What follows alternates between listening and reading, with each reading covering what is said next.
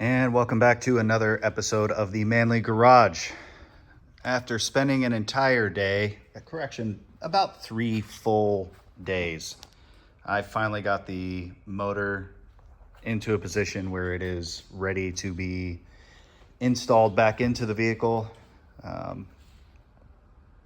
Started about 8 a.m. in the morning 2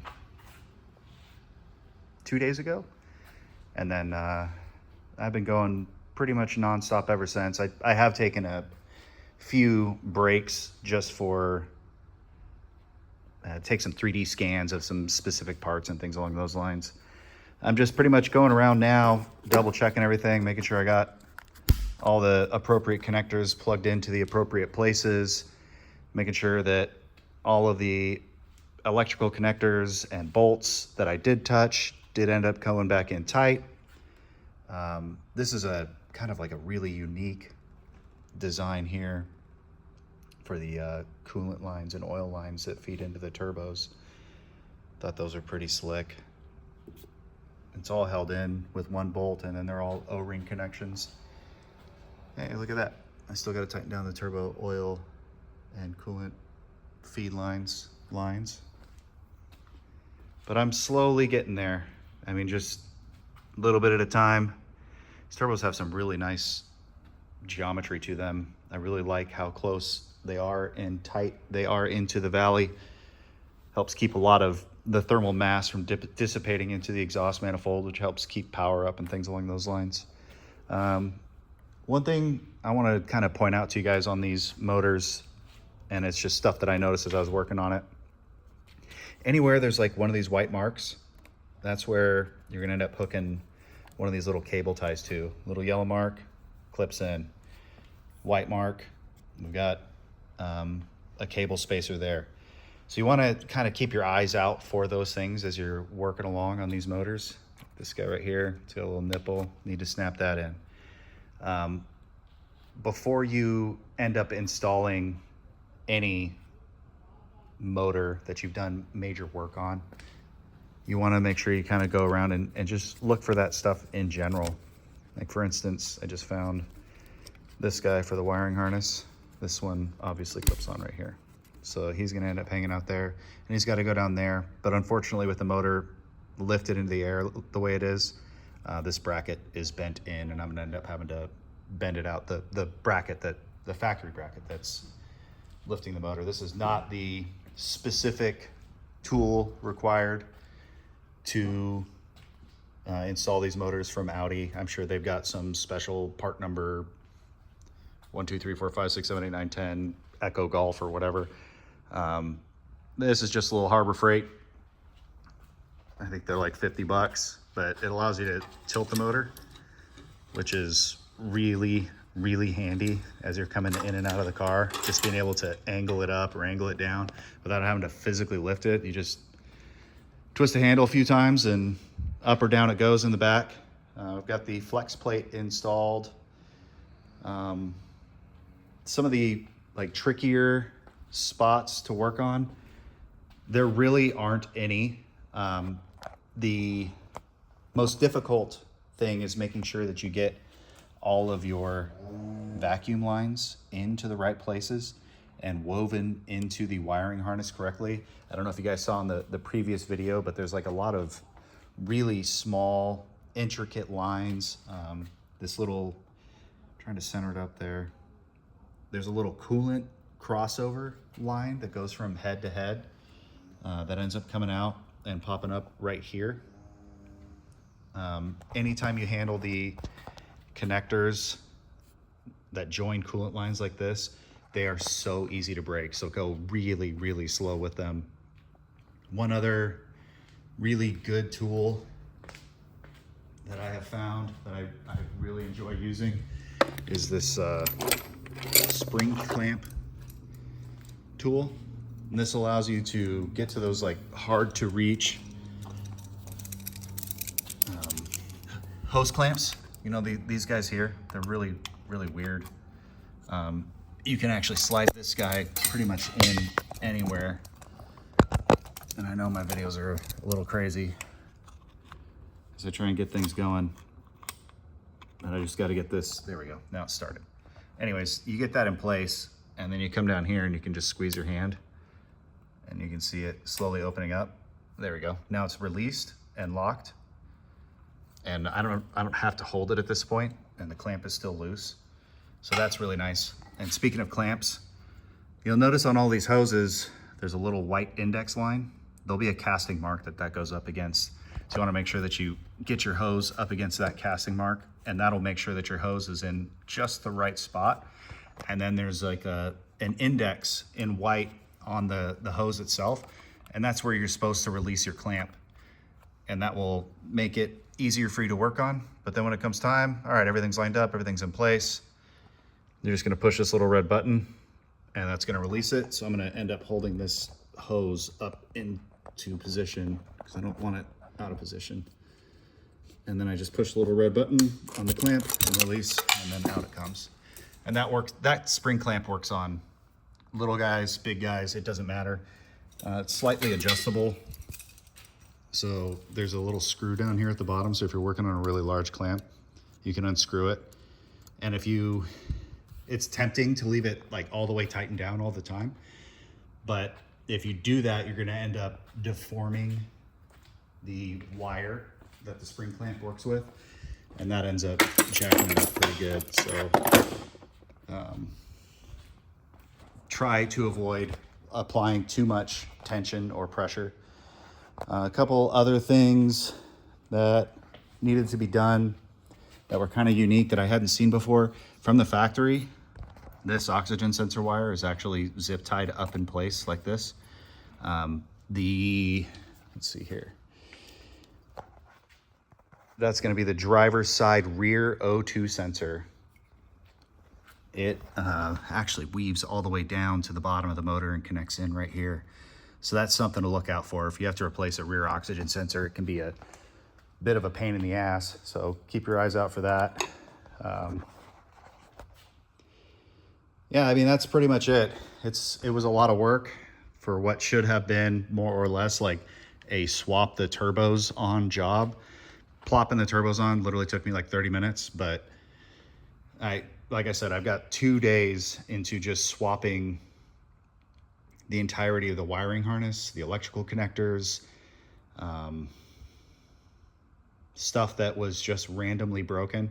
Thankfully, I mentioned in the previous video that this water pump was broken. These two little bolts here actually release, and this center, it's like an electrical actuator of some type that actually pops straight out very easily. So I did not end up having to replace the entire water pump itself. So it does have a new water pump on it. I generally recommend that, especially if you have like a higher mileage vehicle. This car only has 50,000 miles on it, so I'm not super worried about them. But if you're coming out of like a 100 plus, 180,000 mile plus car, I generally recommend replacing the coolant lines, like anywhere that's rubber.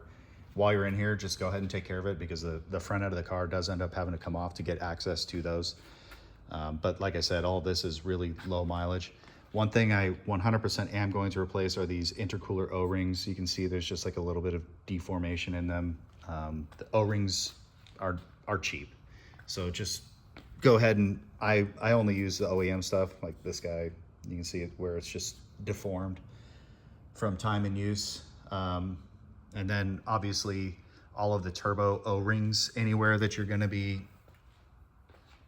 installing those, you wanna make sure that you go ahead and replace all of those O-rings as well. The turbo drain lines are actually all the way at the front there. They're buried deep. So they're kind of a pain to get to, but you can get at them by accessing the bolt. You should be able to see it. I guess I got these O2 sensor lines in the way, or wiring in the way. The bolt is down on the bottom there. That physically holds it in. Yeah, it's that guy there. It's just one bolt that ends up holding both lines in. Or no, that's the feed line. The drain line is behind it, right there. That holds both turbo oil drain lines in place. So that does need to come out. Getting access to those drain lines and removing them is kind of difficult. if you want to just like remove the drain line, no, the turbo assemblies end up having to come out, and all you got to do is just loosen that bolt and pop that drain line out. And they're just going to come out as you lift the turbochargers out.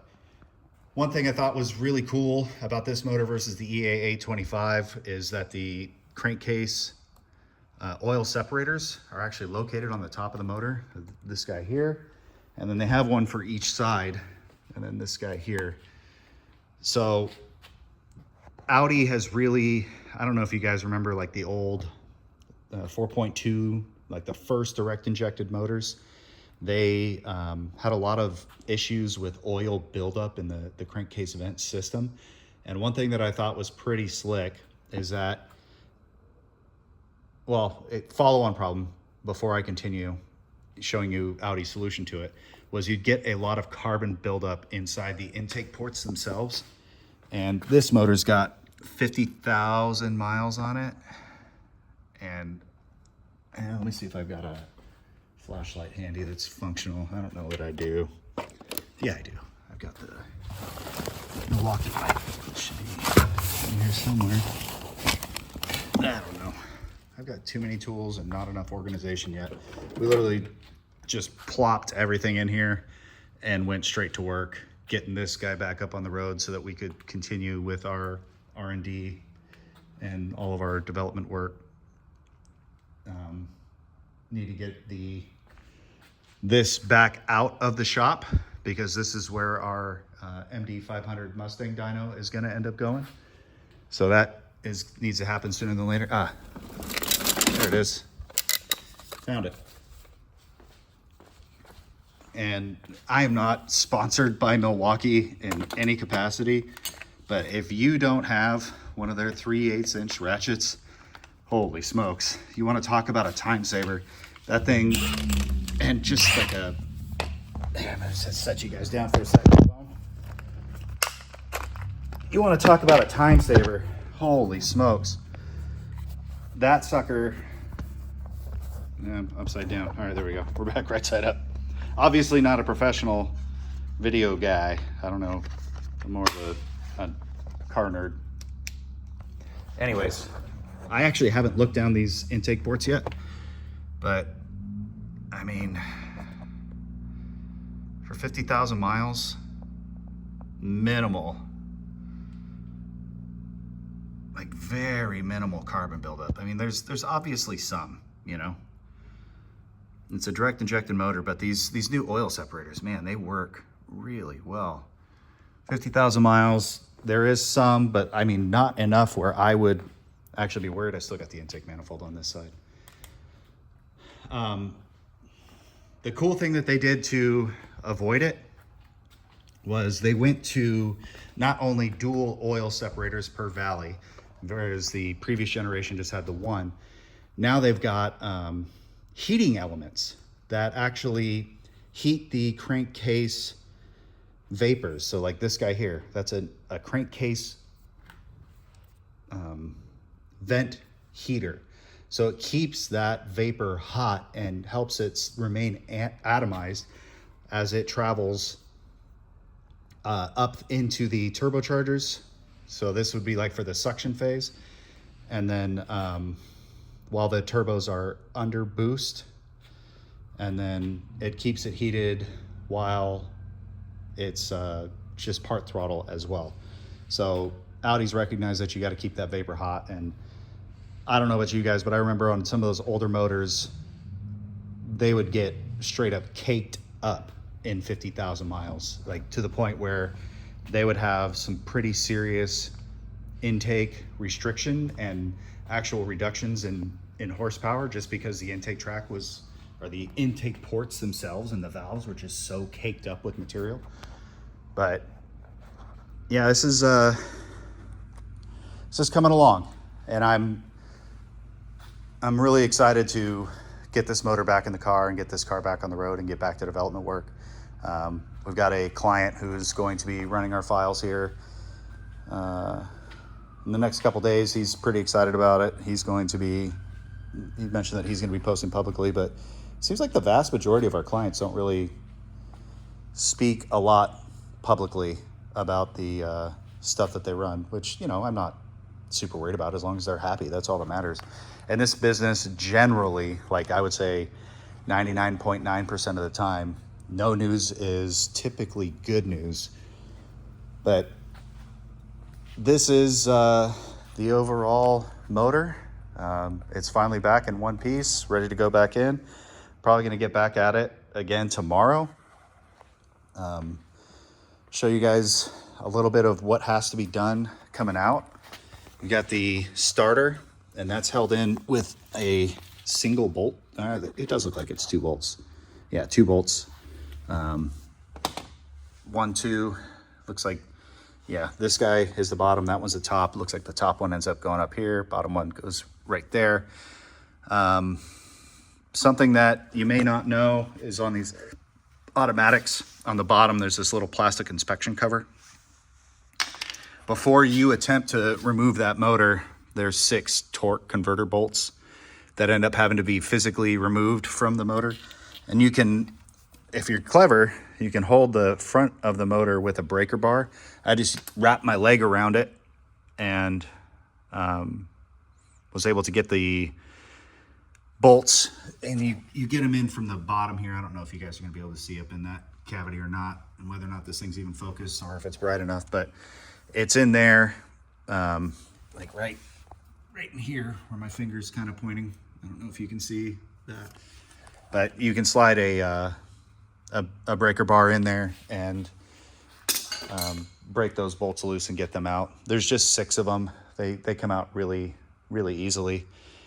It's not hard to do, but you got to get all the transmission bolts. They come around the back of the bell housing, and you can see all this from the top pretty easily. You got to get these 2 bolts here. There's a bolt that comes in from each side of the motor mounts. You pop those out, and then one thing that's really nice is you'll notice that you're like, wow, why is this AC like just sitting on the floor? Well, it's because it's still in the car and charged. You don't have to discharge the AC system to get this motor out, which is like unheard of, which is pretty cool. And then, at least, I mean, I haven't worked on very many of these cars where the AC has successfully stayed intact. I think the C7 S6 that I did a bunch of work on, the Shop S6, I don't remember if that one can stay charged or not. Before you pull the front end, make sure you pop these clips out of the back of the fender. That was another big one, kind of a bit of a mystery. Spent some time head scratching on that, but that's for both sides. I want to make sure you get both of the under tray belly pans off. And then on the back side, you've got this coolant line you got to watch out for. You got this coolant line that you got to watch out for. But other than that, oh, this evap line, obviously the fuel feed line. Other than that, that's really about it. I mean, these things are pretty dang easy to work on. This is something that's concerning me because I don't know where this goes, and it looks like it got chewed off since the car last ran. So I'm a little concerned about what I'm going to do about that. I had to park this thing outside for like a week, and now I don't know what that is, where it goes, etc. I'm sure I'll get some kind of blinky light, but it looks like there was a mouse that got up in here and decided it needed to eat this bit of wiring harness, which I'm not super stoked about. That's definitely not my handiwork. I think, oh no, it goes to the airlift. Right there, it sure does. Yep, there it is. Well, that sucks. Looks like I'm gonna be figuring out how to replace that. If any of you guys got some tips or tricks on that, it would be pretty helpful to find out, because that sucks.